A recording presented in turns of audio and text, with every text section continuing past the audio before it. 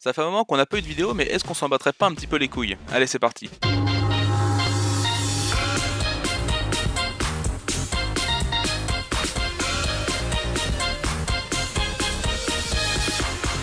Le premier animé que je vais vous présenter s'appelle Megalobox et se déroule dans le futur avec de fortes inégalités sociales.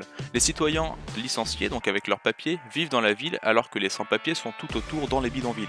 La Megalobox est le sport qui fait rage à cette époque et consiste à faire boxer deux personnes mais avec des exosquelettes, ce qui rend leur coup plus puissant et surtout plus décisif. On se concentre sur le personnage principal surnommé Junk Dog, je dis bien surnommé car il n'a pas d'identité. Il pratique la Megalobox illégale dans des souterrains plus que douteux aux côtés de Nonbu, son soi-disant coach, qui organise des paris truqués grâce à Junk Dog. Il lui dit de se mettre KO à tel ou tel moment, etc. Ayant marre de cette tricherie, il veut faire ses preuves et n'écoute plus les conseils de son coach et remporte le match, faisant perdre beaucoup d'argent aux mafieux qui se servaient de Nonbu. Junk Dog s'embrouille avec ce dernier et prend sa moto et part en ville pour décompresser, et est à deux doigts de renverser Yukiko Shirato, la patronne de l'une des entreprises les plus riches de la ville, qui s'occupe de développer des exosquelettes à la pointe de la technologie.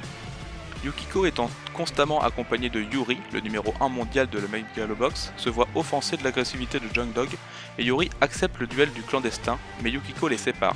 Plus tard, le numéro 1 se rend au souterrain pour combattre Junk Dog et régler leur compte. Sans appel, Junk Dog se fait prendre le cul par Yuri, forcément, mais ayant à nouveau perdu beaucoup d'argent à cause de l'entêtement de Junk Dog, le mafieux se voit dans l'obligation de mettre les choses au clair face à Nonbu et à son chien errant, qui n'est autre que Junk Dog. En même temps, Shirato organise la Megalonia, le plus grand tournoi de Megalobox du monde, et n'importe qui peut y participer tant qu'il présente sa licence. Promettant de rembourser ses dettes, Nonbu promet de gagner légalement la Megalonia avec Junk Dog, et permet ainsi à son poulain de prendre sa revanche face à Yuri. Et crée alors une fausse licence et inscrit le clandestin à la Megalonia sous le nom de Joe. Megalobox est un shonen datant de la saison dernière et composé de 13 épisodes, tous plus pétillants les uns que les autres. Le deuxième animé s'appelle Gangsta et on suit les aventures de Nicolas Brown et Warwick Arcangelo, deux tueurs à gages aux personnalités bien distinctes. D'un côté, nous avons Nick, qui est un ancien annexé ou crépusculaire, qui est une ex-session de l'armée caractérisée par sa soif de cruauté et d'efficacité et surtout par leurs membres génétiquement modifiés. Il est également sourd et tente de parler par moments sans tellement de clarté. Et de l'autre côté, nous avons Warwick qui est plutôt vantard et qui aime la chatte, on va pas se le cacher. Ils gagnent leur vie en rendant quelques services derrière leur pseudo-agence qui peuvent aller du meurtre au simple rencard qui finissent souvent en coup de bite. Leur mode de vie sera perturbé lorsqu'ils vont rencontrer Alex, une ancienne prostituée qui tente d'échapper à la misère. Alex se fait donc accoster par la patronne des deux mercenaires et elle lui conseille de ne pas trop rester avec eux, surtout avec Nick. Elle n'y voit pas de rapport jusqu'à ce qu'elle découvre que Nick est un crépusculaire, au passé mouvementé, et qu'elle n'est pas leur première partenaire féminin, mais qu'une autre était déjà avec eux avant. On les suit donc au travers de leurs diverses missions, et en rencontrant aussi la brigade anti-crépusculaire qui sont eux non modifiés et missionnés d'éliminer tous les annexés. C'est un seinen composé de 12 épisodes, malheureusement classé sans suite, car uniquement pour booster la pub du manga papier. J'ai quand même passé un très bon moment devant cet animé qui fait très bien son travail de pub.